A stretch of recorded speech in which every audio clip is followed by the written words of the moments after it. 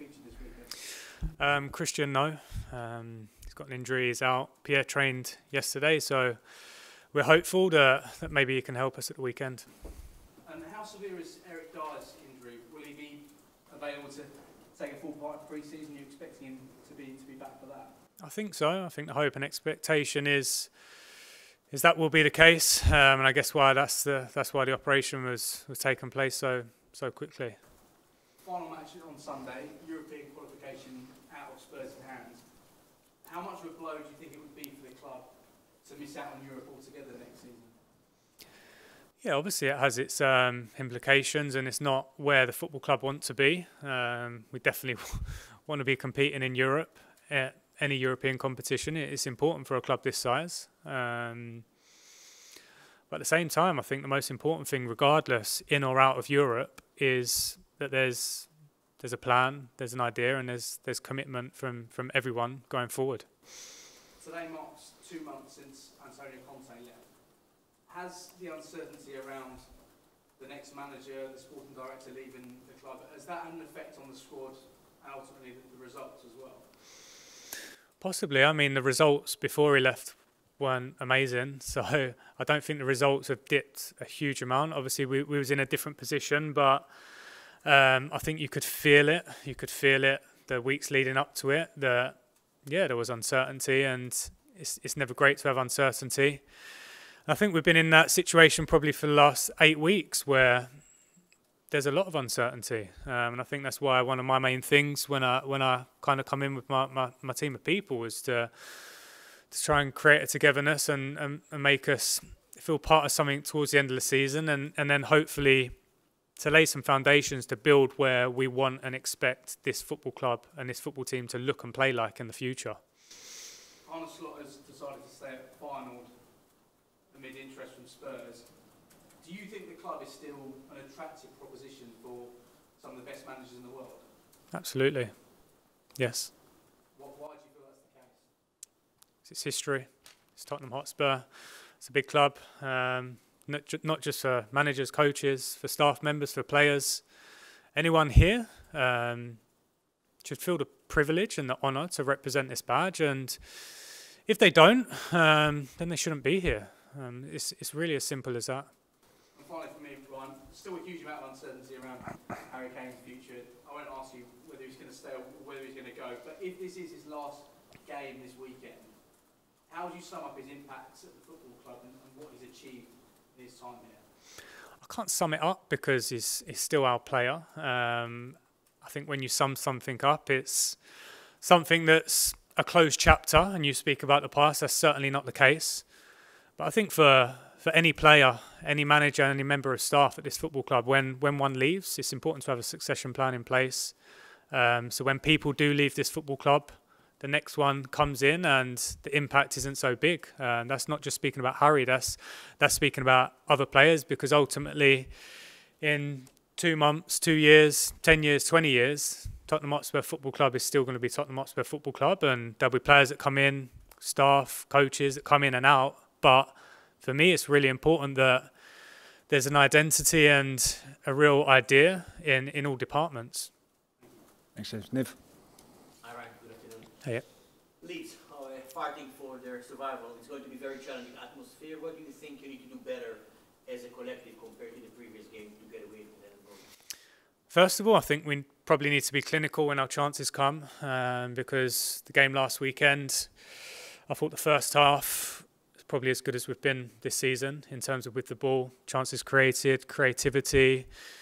I've really enjoyed watching us. So it's important to take those chances when they do come, but then also understanding that opposition are going to have their moments. And in those moments, you need to stick together, you need to make blocks, you need to make saves, you need to get through it as a team. And ultimately, that's what cost us last weekend. Yes, it wasn't a great second half, but their 2 key moments on 55 or on 60 minutes, they were clinical, and it changed the complete flow of the game. So that's something we're fully aware of. Do you sense from your players that feeling of anger, frustration, and mainly a desire to react after what happened against Brentford?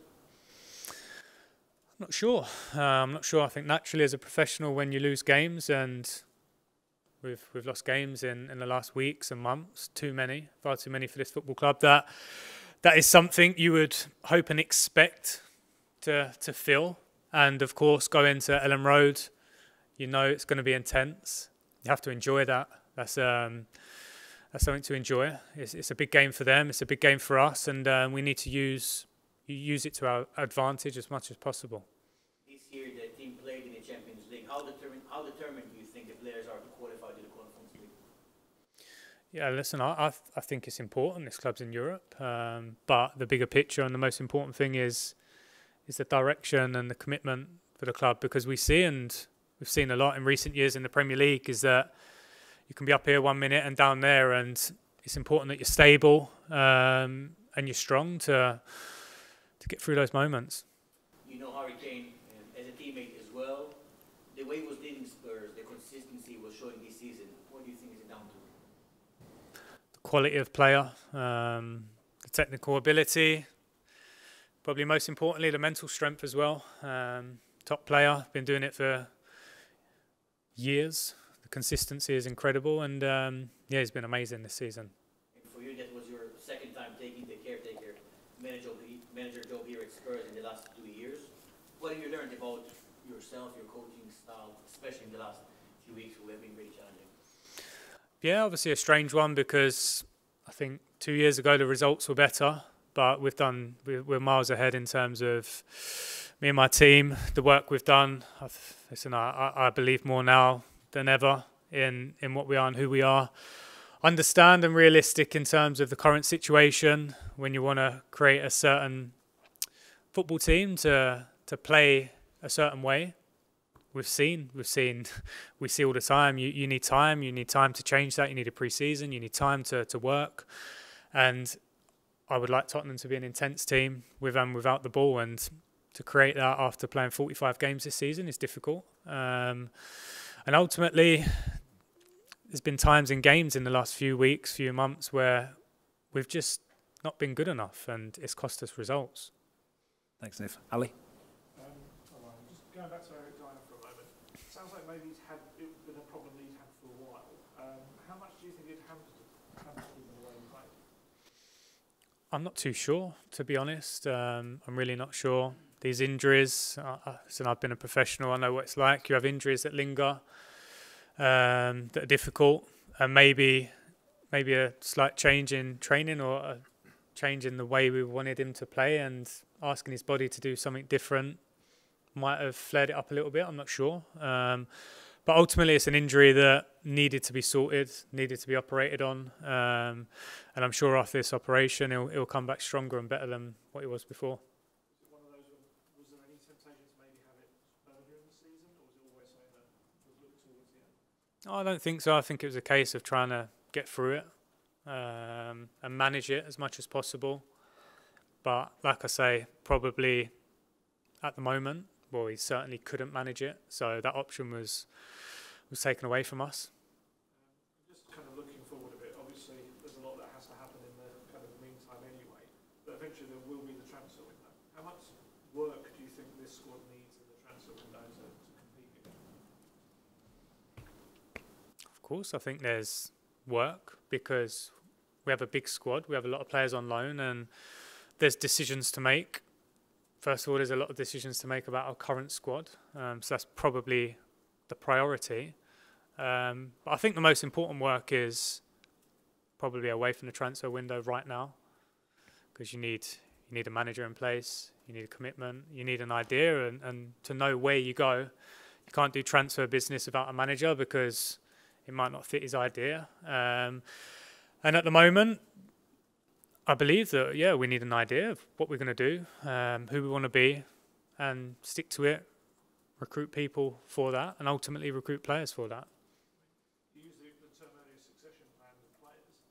Should that also extend to staff as well? Yeah, no, I think, maybe my memory is wrong, but I think I did say not just players. It's not about players, it's members of staff as well, because if you want to be a successful football club on the pitch, then I think everyone working for the organisation, the football club, they need to be on board with what we are and who we are.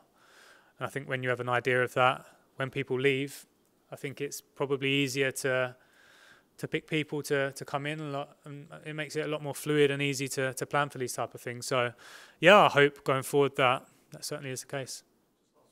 How difficult is this going to be for maybe yourself or other people as well to judge your kind of this second period for you because of the time frame? For me personally, sorry. Yeah, look, I think naturally people just look at results because that's the nature of the business. I get that. But at the same time, I think football people, certainly people inside this building, inside this football club, will know the work we've done. Absolutely, I've no doubt about that. And like I say, I don't care how many years experience you've had, to try and change so much in such a short space of time is difficult. I think it's a lot easier, for argument's sake, to go from a back four to a back five, as opposed to a back five to a back four, when a team had been working for the best part of 2 seasons that way. But I'll be honest, it's what I believe in, and I have to stay true to myself. And especially in this moment in time, we've got a lot of injuries. We're quite limited with who we can pick, and that's probably influenced some decisions as well. But yeah, ultimately, I come away from it with more belief. I trust my team, I trust my people, and I know the work we've done. Thanks, Ali. And finish with Charlie, please. You mentioned there about the results were better last time, but you feel miles ahead. So why then do you think the results haven't matched what they were in 2021? Yes, it's a good question. Maybe fans not being in the stadium then, the feeling the game was a little bit different. Now the intensity is so high, and we're probably coming off the back of like a more, I won't say uncertain period, but there is uncertainty, and I think probably it's translated far too much to the outside world than what it should have done, and maybe that's affected the players. It could have easily been very different in terms of the results, but that's football. That's football. We see it all the time when new managers go into clubs at the start of seasons, midway through season. I think historically in the last couple of years, we look at successful teams now and successful managers, and it wasn't easy at the start. And the results probably weren't as good, but they stuck to who they were. They kept believing in how they felt that football club should be. And ultimately, when that happens and when everyone's on board and players, staff, fans buy into that, I think it's easier to turn it round. So you mean the way it ended this time for Antonio had more of an effect maybe than Jose did, just because of all the noise and everything? No, I don't. I just think because of COVID, I think it changed. Like, football was different. The Premier League 2 years ago with no fans in the stadium, it was just a different game.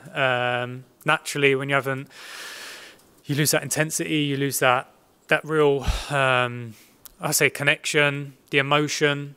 It just wasn't there. So I think it was a different league and a different period to what it has been now.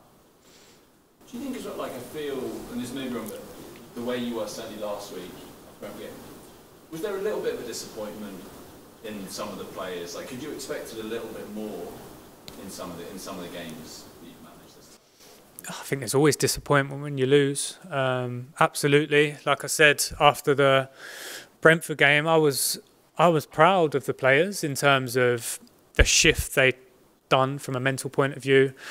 The things we was asking, the regains higher up the pitch, the aggression of our defensive line, how we played with the ball, the fluidity, the freedom, the creativity. It was really, really good. But in this moment, when you switch off for a split second in the Premier League, it's tough. You get punished, and we got punished for a few moments where I don't want to say it's understandable, because obviously I expect and demand a lot more. But at the same time, this stage of the season, I think when you're asking them to do something physically different, mentally different, after having played 45, 50 games in a long season with a World Cup break, having lost a member of staff during that, having lost a manager, 2 managers, yeah, it's not easy. You're obviously in a really unique position, I suppose. You've seen it from lots of different sides. Where do you sit on how, people say this job, the manager's job, is impossible at Tottenham, and other people say, oh, the players are unmanageable. What's your view on those sort of takes? I think my view is quite clear in terms of we probably had 2 or 3 different styles of football in the last 2 or 3 years, and I don't think that's good for any squad of players. For fans, anyone, it's very hard to become stable. And like I say, when you lose people, when you lose coaches, when you lose players, members of staff, the impact is huge if you keep going from different things. And like I say, I think going forward, it really is important. And we see it in the Premier League, we see it across the leagues in the world, that I want people to know who Tottenham are, know what a Tottenham team should look like, and certainly know what a Tottenham player should look like. Just lastly, would that then be, if this is the end of this stint, would that be the kind of message that you want to leave to the club as to how to lift themselves back to where they should be?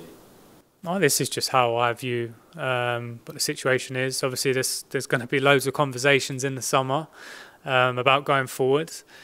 There's a lot of people here that really care and want the club to get back to where we want, expect and hope us to be.